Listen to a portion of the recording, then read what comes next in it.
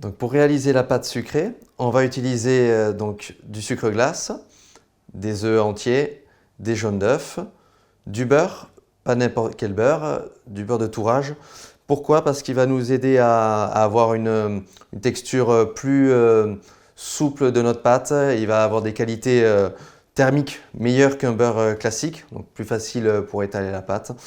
Ensuite ici du sel fin, de la poudre d'amande, de la farine et pour finir ici de la fécule de pomme de terre. Donc on va réaliser la pâte maintenant. Donc je vais récupérer d'abord ici le beurre. Le beurre qui a une texture pommade. Voilà, donc pour qu'il puisse bien s'incorporer à la pâte et que ça soit facile pour que tous les ingrédients se mélangent ensemble correctement. Voilà. Donc ici je récupère mon beurre. Voilà.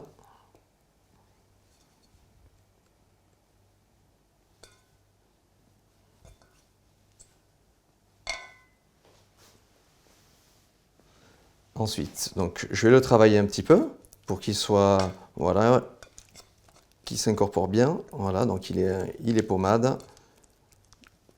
Il va s'incorporer parfaitement. Voilà.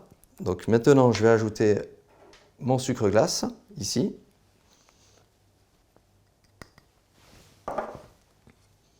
Voilà, je vais pouvoir enlever la maryse pour avoir quelque chose de plus rigide pour mélanger.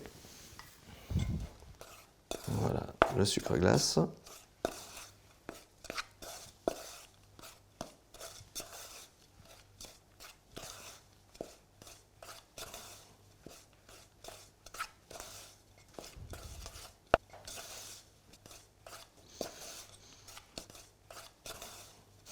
Mon sucre glacé est incorporé.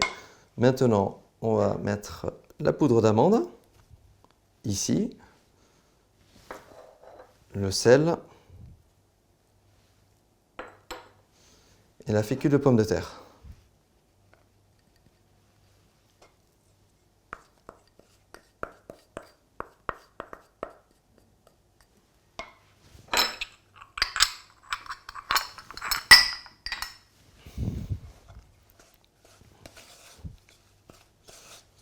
Voilà, ici, donc je mélange les ingrédients ensemble.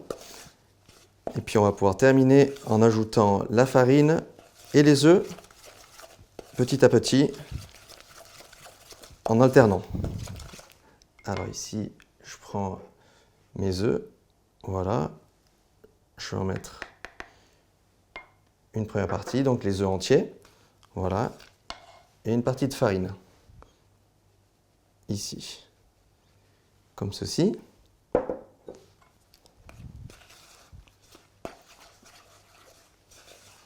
Donc là, j'incorpore les ingrédients ensemble, petit à petit, jusqu'à qu'on ait une texture bien homogène de notre pâte.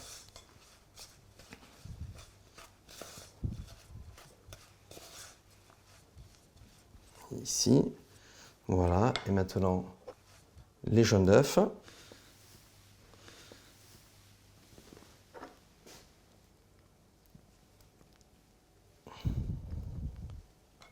Là. Et le reste de farine.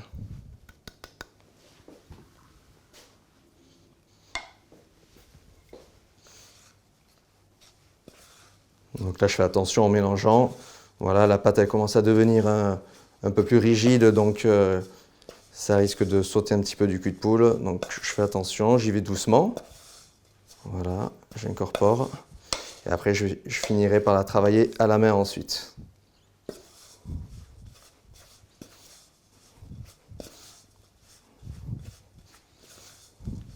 Voilà, elle va commencer à se densifier ici maintenant. Voilà.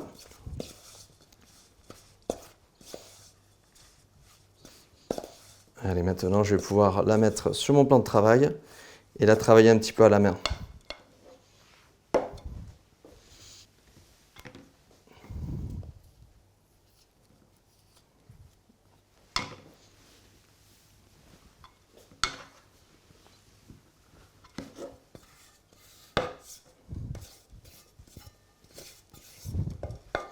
Donc, vous voyez, elle a déjà une jolie texture.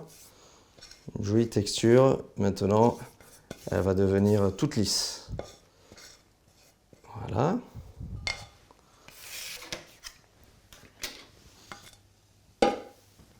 Voilà. Et maintenant, à la main, on la travaille.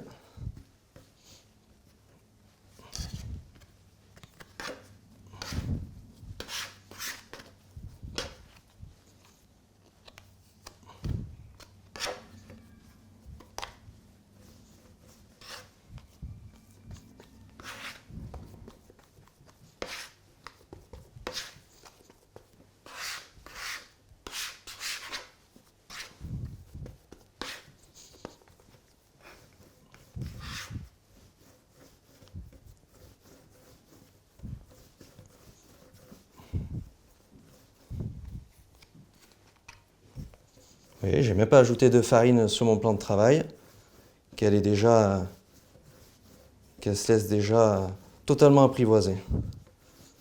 Voilà.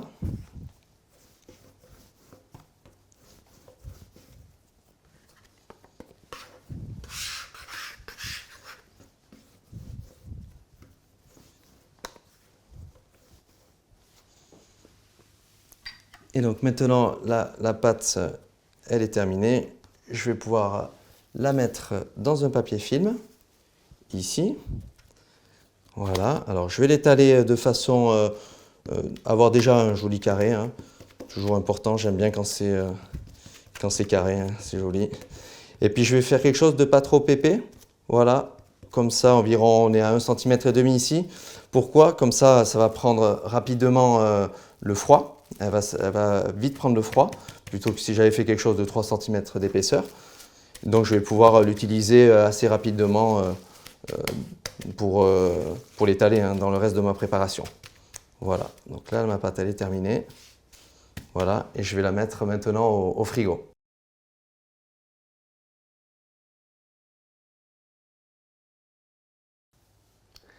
Donc j'ai récupéré la pâte sucrée, voilà, qui a été faite, qui était au frais.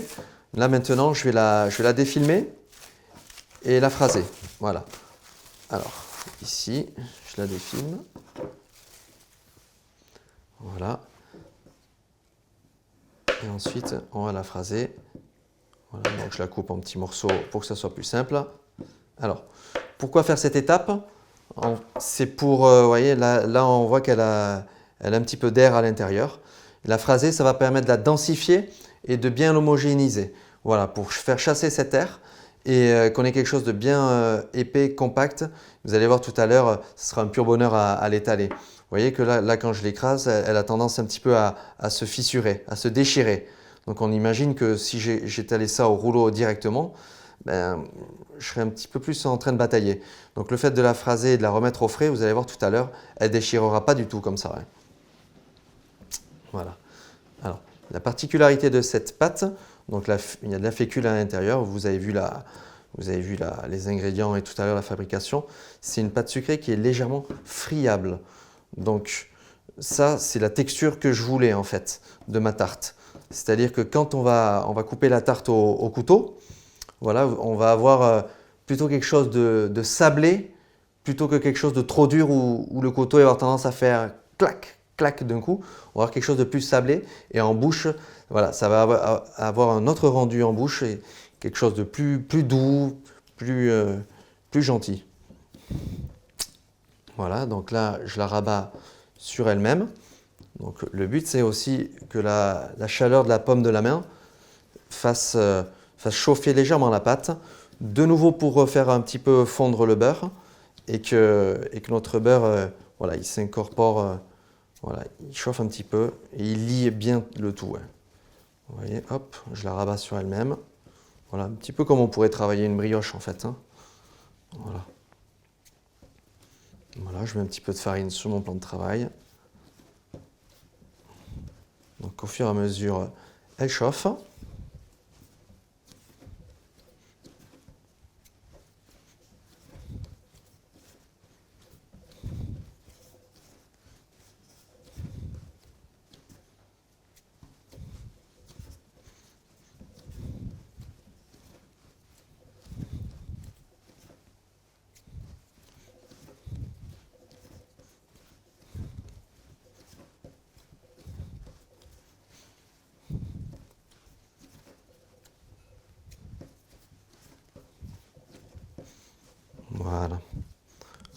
arriver au bout, vous allez voir, on va avoir quelque chose de bien lisse, là, maintenant.